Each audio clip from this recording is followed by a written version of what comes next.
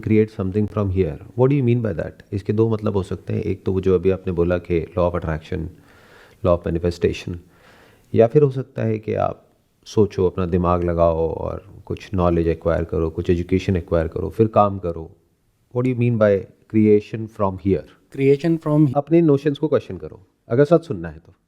और जब इंसान मानता है तो फिर सब कुछ ही होता है.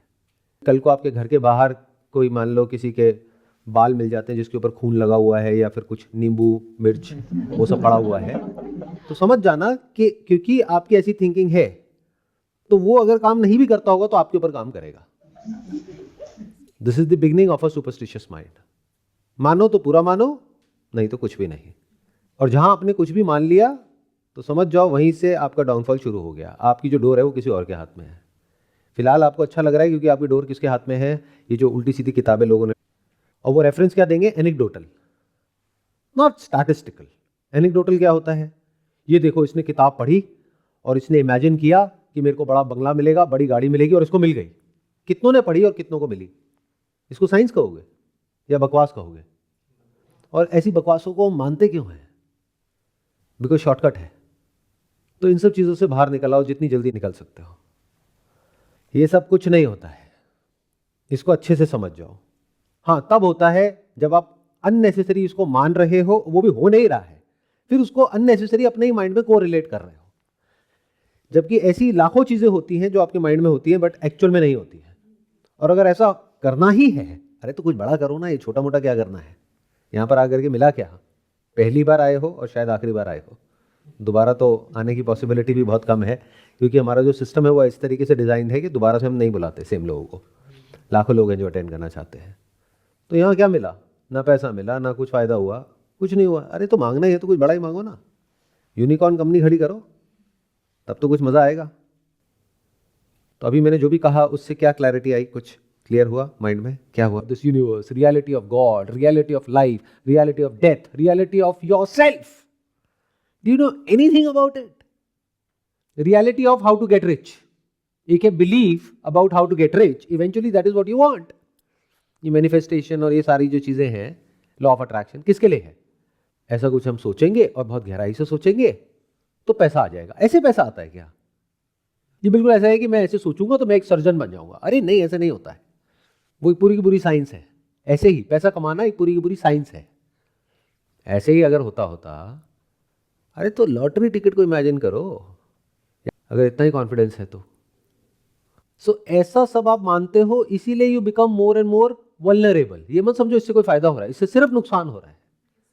क्योंकि कुछ भी अपने माइंड में बिठा लोगे, अब आपको वो चीज चाहिए, अब आप बिल्कुल परफेक्ट शिकार हो ऐसे शिकारियों के लिए जो आपके जैसे ही लोग ढूंढ रहे हैं. जैसे जंगल में होता है ना कि उनको गंध, तो उनको स्मेल आ जाएगी और आपको स्मेल आ जाएगी ऐसे लोगों की जो आपने इमेजिन किया कि मेरे पास में 1 साल बाद 1 करोड़ रुपए होगा. तो जैसे ही आपको एक ऐसी वीडियो दिखेगी जहां पे कोई बंदा क्लेम करेगा कि अगले 1 साल में आप 1 करोड़ कमा सकते हो, तो आप उसकी तरफ अट्रैक्ट हो जाओगे. इसको बोलते हैं लॉ ऑफ अट्रैक्शन. अब वो बंदा जेन्युइन है या फ्रॉड है, वो तो तब सवाल उठेगा ना जब आप उस पोजीशन में हो कि आप अनबायस्ड होकर के उसको देख पाओ. But you already biased.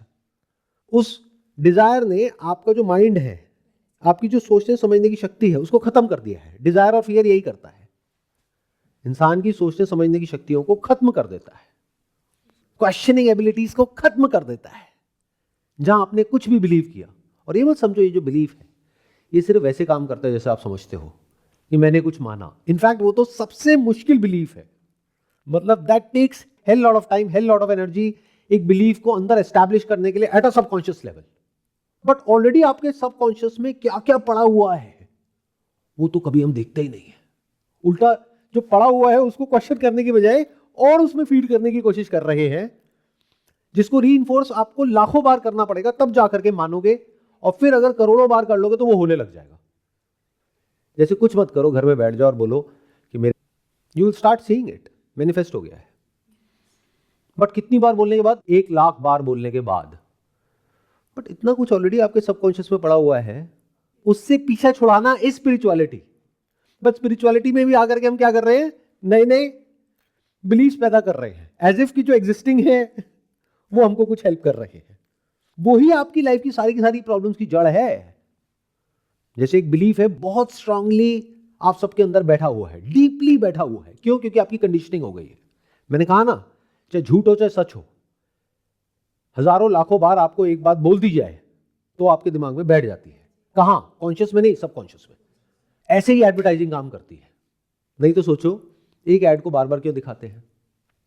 एक ऐड पड़ती है मान लो 10 लाख रुपए की, 10 सेकंड की, तो उसको 100 बार क्यों दिखा रहे हैं?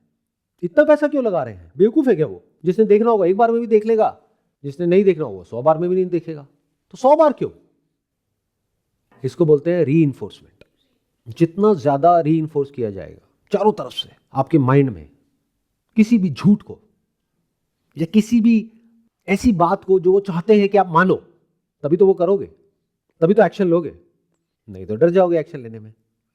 इसलिए इतना रीइंफोर्स कर दिया जाता है, बार बार दिखा करके, बोल करके कि आपको लगने लग जाता है कि वो सच है। और जैसे ही कोई उससे अलग कुछ भी बोलता है, आप उसकी बात ही नहीं सुनते हो। एक कान से सुनते हो, दूसरे से निकालते हो, उससे लड़ने लग जाते हो। ऐसी है ये दुनिया। कोई लेफ्ट में है, कोई राइट में है। अनबायस्ड तो कोई है ही नहीं। किसी ने कुछ मान लिया है, किसी ने कुछ मान लिया है, और आपस में लड़ रहे हैं बैठ करके। जैसे एक एग्जांपल दूं जिससे आप सब मजे से रिलेट करोगे। मैं 2 वर्ड्स बोलूंगा, बाकी के 2 वर्ड्स आप कंप्लीट करोगे नहीं, वो कंप्लीट हो जाएंगे। ये आपके सबकॉन्शियस से बाहर आएंगे। इसको बोलते हैं कंडीशनिंग, इसको बोलते हैं बिलीफ, इसको बोलते हैं प्रोग्रामिंग। मैं 2 वर्ड बोलूंगा, बाकी के 2 वर्ड आप लोग एक साथ बोलना। म्यूचुअल फंड सही है। ये क्या हुआ है?